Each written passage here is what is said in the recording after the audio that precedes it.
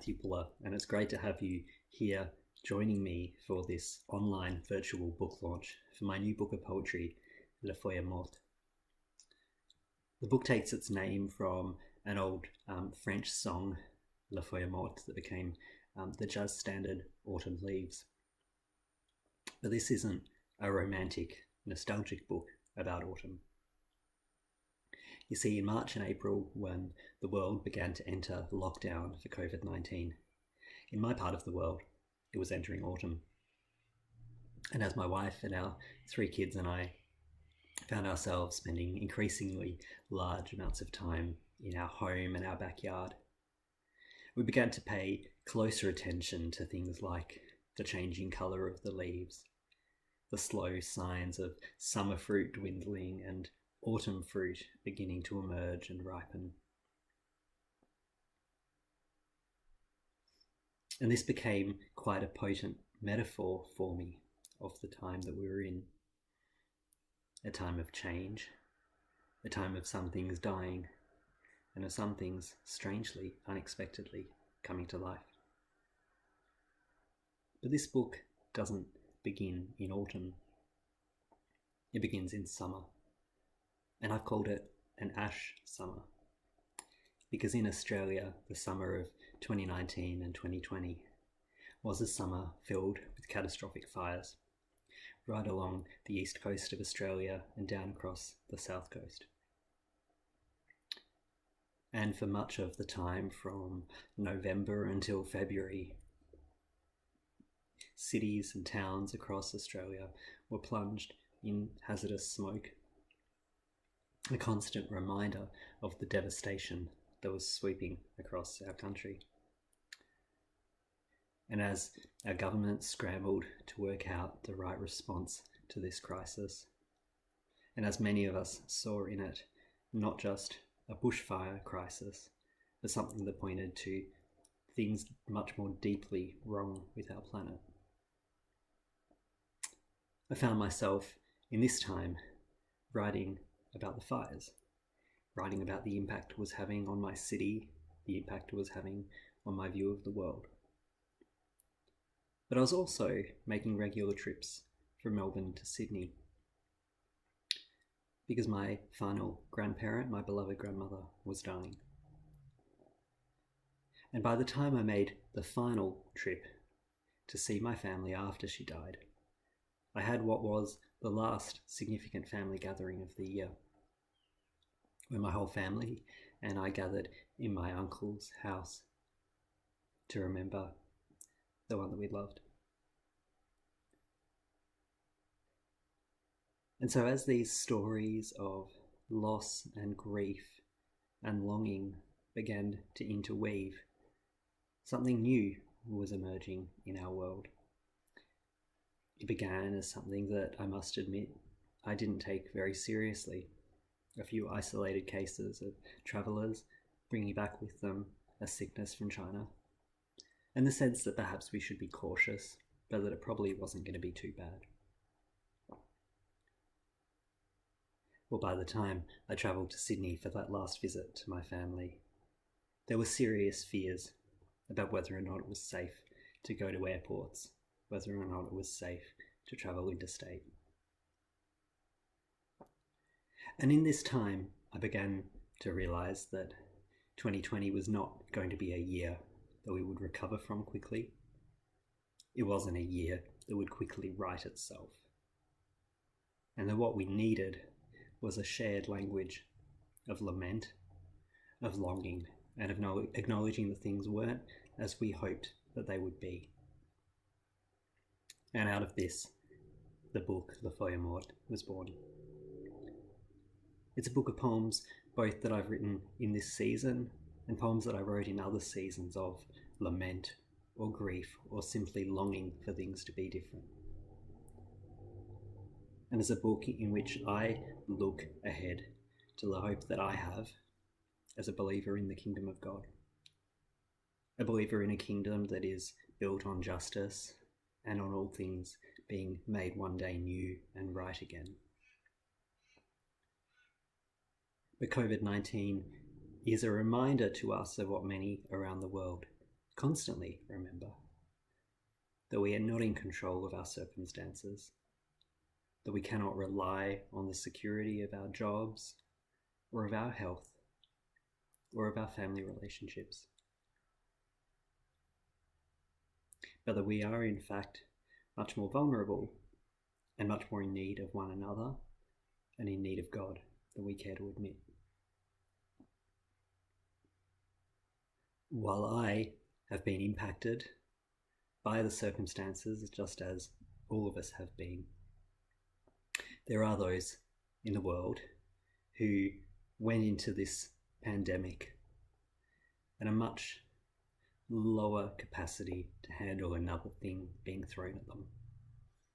There were healthcare systems across the world that struggled to handle the basics of care, let alone being able to handle a global pandemic of this scale. And in this time of mourning and a time of autumn going into Easter, I found myself reading the story in the Gospels of when just before Jesus dies, a woman who isn't named comes and makes this extravagant gesture of love for him by smashing an expensive alabaster jar and pouring an even more expensive perfume all over his feet. And stingy Judas sees the action and says, "Such a waste. All of that money could have been given to the poor." But does Judas really care for the poor? Jesus' reply could sound dismissive. He says, "The poor you will always have with you, but you will not always have me." As if he's saying, well, if you want to care for the poor, they'll be around tomorrow.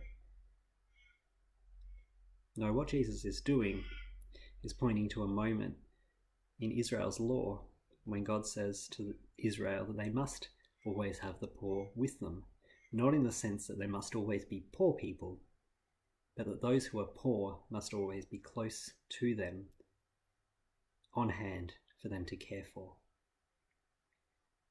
So I'd like to begin tonight's book launch by reading to you a poem that says something of why I've chosen to give all the profits of this book to Tear Australia's work combating COVID-19 in the developing world.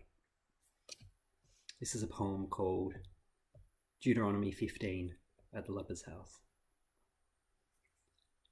When air still ringing with smashed alabaster, still fragrant with outpoured nard, they heard, "The poor you will always have with you." They knew he meant it not to reduce, as though they had world enough and time for the poor, but what would they do for him? No, he meant it to dig in the Judas heart and see what was lying in the pleas for the neighbour. "Do you have the poor," he asked, "always with you? Every chance on your doorstep to care each day, do you?" And piety fled at the first chance to sell the truth for a quick fist of silver. I, truth be told, am the same. Alabaster rings in my ears with the echoes of waste. Love is frugal in my economy, yet I give the poor's best friend away for a cheap, smutty grab of instant gain.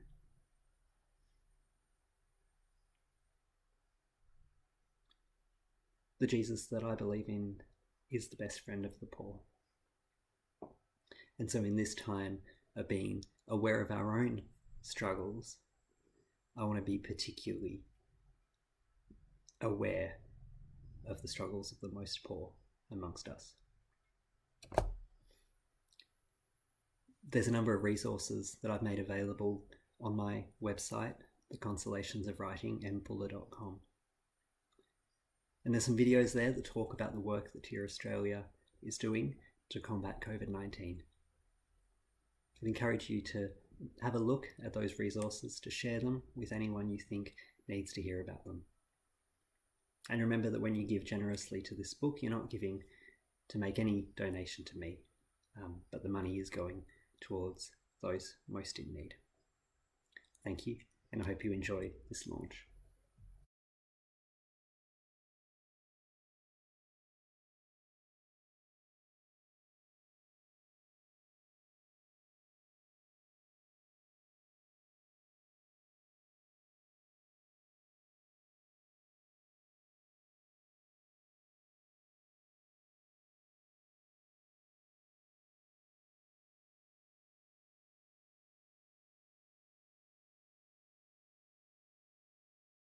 Love in the time of Corona.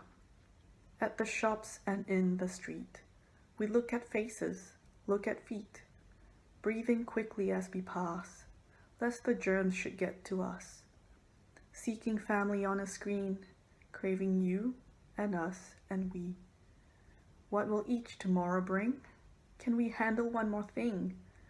In this and each new instance, can we love, safe from a distance?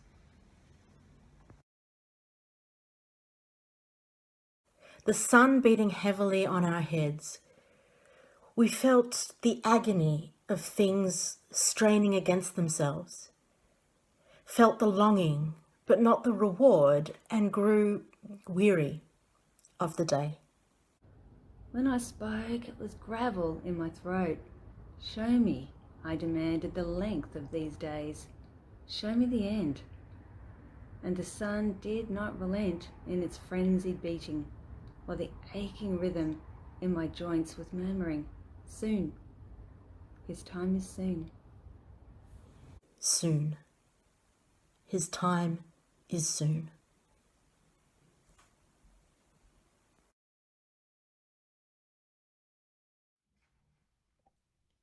What could have been lies where it fell from the branches, and I'm caught out with the sight of death floating to the floor of my garden. Though gardens flourish, where are the neighbours to share the plenty?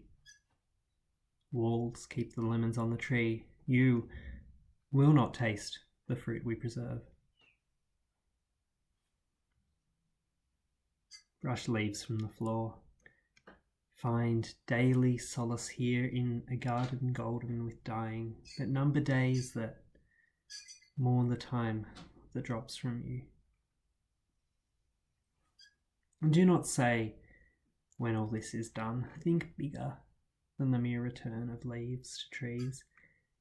Think seasons not yet imagined, transformed.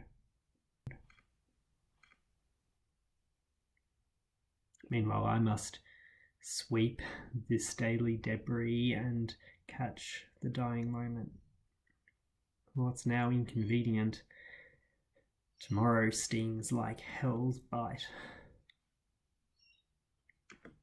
My twin boys turn one within garden's walled world, learn to navigate and negotiate space as leaves fall in entrancing swirls. Snail trails across concrete, bite marks in seedlings. All decays, yet grows. We will welcome you back soon.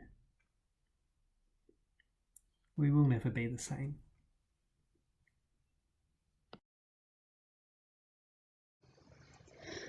They say he wandered very far and left his home behind. They say he gave up kings for fools and land for seas and tides. They say he wandered till he found a tree to make his throne and searched for friends who would betray and lost ones who would run. They say he gave up all he had, the heavens and the earth, to take his place, gasping for air, crying out in thirst. They say that as he breathed his last, he looked on what he'd won, and seeing how his love dispersed, asked nothing in return. And when one day, one magic day, he passed my way, We spoke of all that he had learnt and known, and all that I must know. He showed me scars within his palms, and as we spoke, he wept. The greatest thing you'll ever learn is just to love, he said.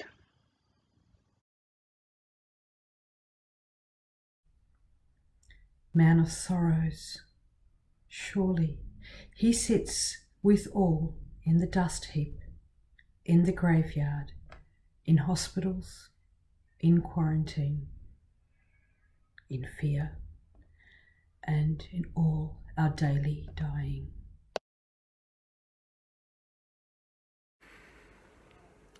Meanwhile, pluck tomatoes, ripe from the garden. Watch the quinces shed their fur, turn late summer yellow, and burst with promise while cockatoos eye them off. Check the peaches. See the opening flowers on the lemon tree. Cut the roses. Deck the table. Water, plant, and wait. Number days and count the joys, and trust that tears shall cease. And trust that tears shall cease.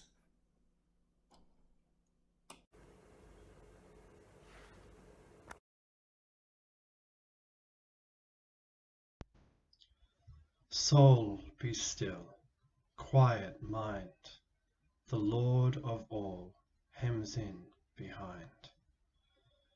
Take courage, heart, unravel thoughts, the first, the last is your resort. No need to run, unburden feet, the good begun, he will complete. O anxious child, your Father keeps your mind through wild.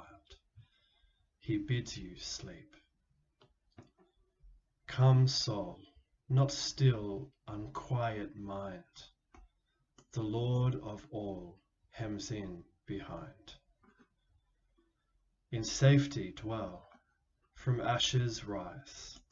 No power of hell shall near your eyes. Beside thistled paddocks I make my way, sun nestled in grey, faint light peeking through. These paddocks contain the means of my flight, and when I arrive where the fruit trees grow, I shall see what's lost of home. When final breath is breathed in the night, and what faces we knew we scarce recognize, when all that we've lost is in memories of home, we will return, though some shall not. And when the clouds part into light, shall we see what the morning brings, a grandmother young, a conquering king, in thistled paddocks still tied to ground. The flight has not shown what one day will be shown. But this we know, the fighting shall cease, and when we set foot once more on ground, we shall be young among apple trees, and love upon love will return.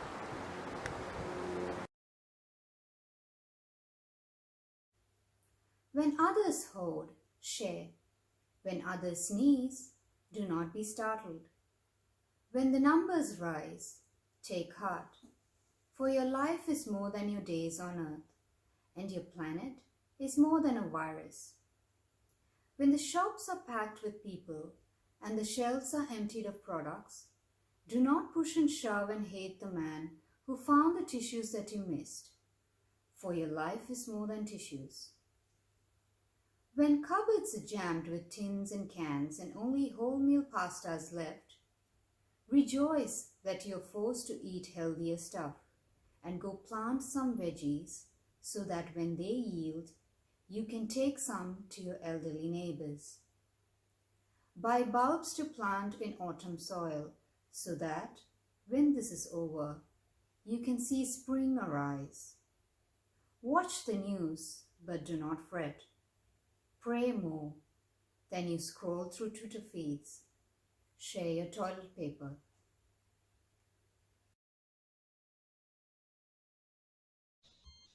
Why might not I have been that man that is carried to his grave now? John Donne, Devotions upon Emergent Occasions. It tolled for you. You knew the sound. I am deaf to it, hear only the dull daily knell of inconvenience, see only steel swinging in antique steeple. It tolls for me. Every time a hazmat suit is spied, I am there, in the risk zone, for I am part of the host, could be there today. It tolls for us. This will pass, God willing, yet what is next? New diseases give way to new schemes, and old neglects cast long shadows. It will toll. It tolls in a forest with no one around. It tolls as a clock ticking in ancient beach. Cold as Antarctica. Vital as breath.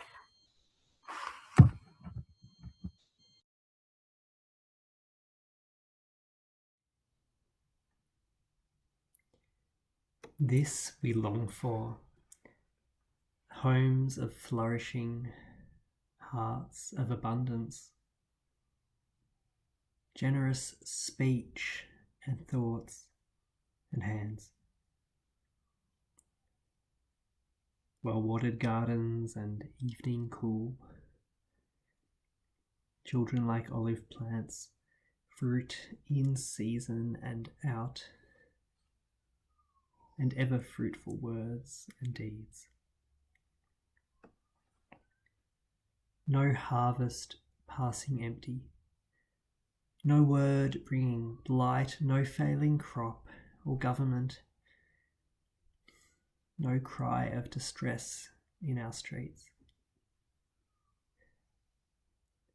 And the will to will, the longing to long, the hope to hope, the day to come.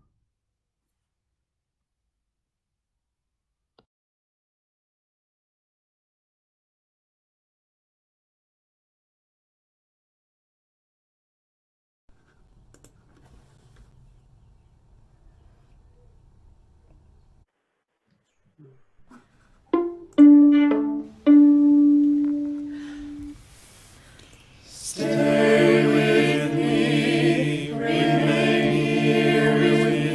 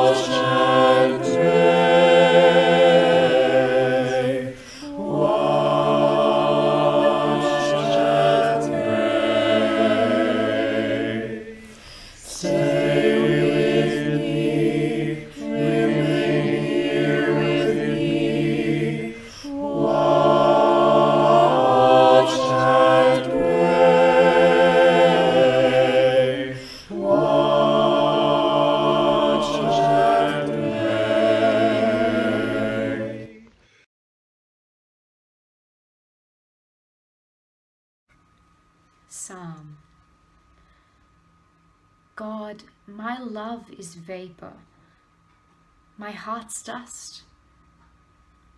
I pass and fade like dew, like day. I tremble like the dawn. God, my all is empty. I have no grace to give my neighbor or give you. So be my everything.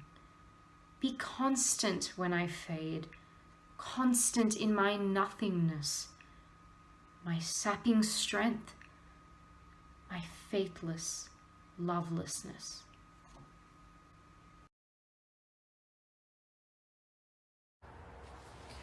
Rise and praise, in dust heap and ash pile, rise to see what morning brings. A rose at the window, a sun that rises, on just and unjust, and a sun that rose to make our dust just, and praise.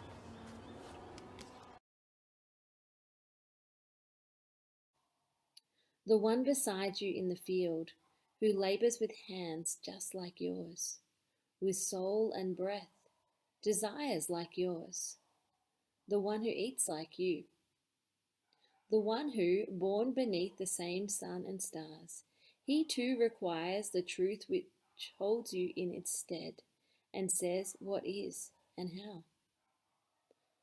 The one who has a wife like you, husband, children, dreams like you, the one who sweats and sleeps like you, and eats bread like you eat. The one who opens hopeful palms, expectant of his daily bread, must love and must be loved like you. His heart beats much like yours. These yearly, daily, hourly gifts of rain, on just, unjust alike, cut through your skin-deep fence-post heart to veins that bleed like yours.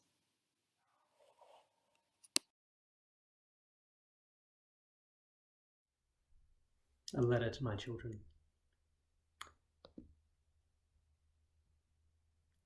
You may not remember these panicked days, though you'll learn pandemic, quarantine and hoarding alongside water, mum, dada and milk. You may not recall this season when the new sickness kept us indoors, save our socially distant river walks, no library or park. God willing, we will learn again to smile at strangers, to trust our neighbour. God willing, you will know nothing else. And as my generation scrambles to make sense of this frightened and scattered time, may you find its best lessons to be instinct in your veins. May your hearts open. May you gather the leaves that fall in this season and find strengthened trunks beneath the loss. May you be kind in word and deed. May your hearts open wide to God and neighbour with all that's inside.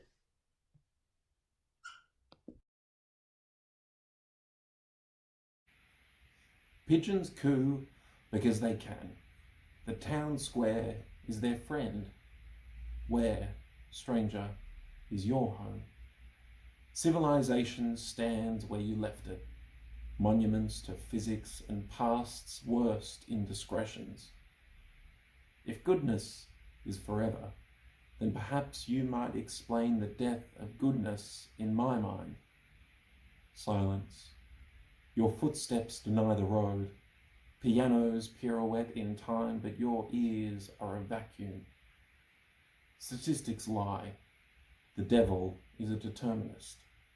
But Christ hung on a cross. Although his image I betray, the breath in me, forgive, wrath passed me by. The law is hidden in the gaze which says, "Thou shalt not kill." I will arise and see.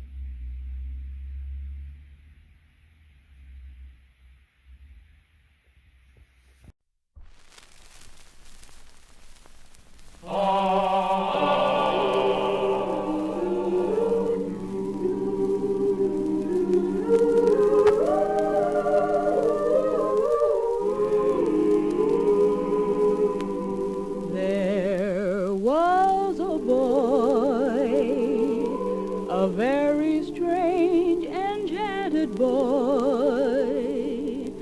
They say he wandered very far,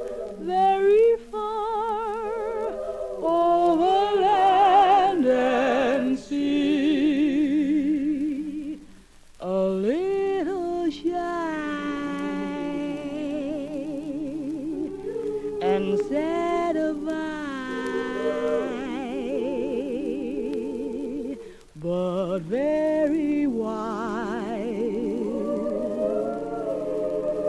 was he.